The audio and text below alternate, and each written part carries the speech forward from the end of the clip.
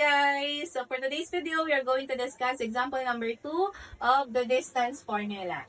And we have this formula, okay? Now, we have to find the distance of the following points, okay? Ako yung mag-a-answer sa number 1, kayo sa number 2. So, we're finding for the distance of point A and point B.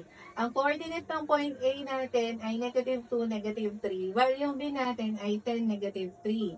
Okay, so dahil itong first point natin, let's name this as x sub 1, y sub 1. Yung second point natin, magiging ano na?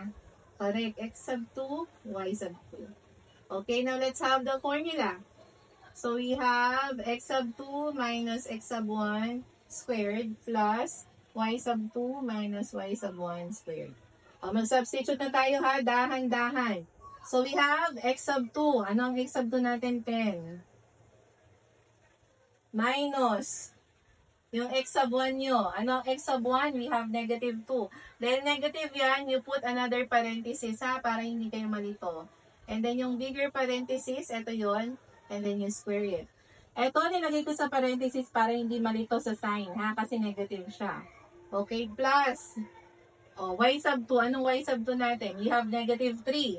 Ilalagay ko ulit sila sa loob ng parenthesis ha, para hindi malito. Minus, okay, yung y sub 1 mo is also -3 o naka-parenthesis ulit. And then yung bigger parenthesis and then you square it. Okay? Now, let's have the difference. Dahil minus yan, yung rule ng integers natin, KCC tayo. Keep, change, change. So, we keep, we change, we change. So, keep the sign, change the sign, change the sign. 10 plus 2 is, correct, 12. And then, squared. Ito yun. Plus, ito ulit. So, we have KCC. Keep, change, change. So, you have -3 plus 3. Magiging -3 plus 3 yan, di ba? I-add ba yan? Hindi, di ba? Kasi magkaiba yung signs nila. So, ang gagawin natin is subtract, di ba? So, 3 minus 3 is 0. So, this one is just 0 squared. Okay? So, what is 12 squared? 12 times 12 is 144. Plus 0 squared is just 0. The 144 plus 0 is just 144. Okay? And ano ang square root ng 144?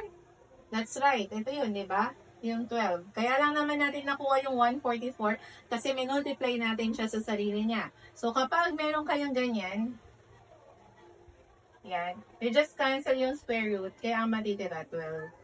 Okay? Or, dahil kapag minultiply natin yung 12 times 12, so 4, 2, 2, 1, 4, 4, 144 yung magiging answer.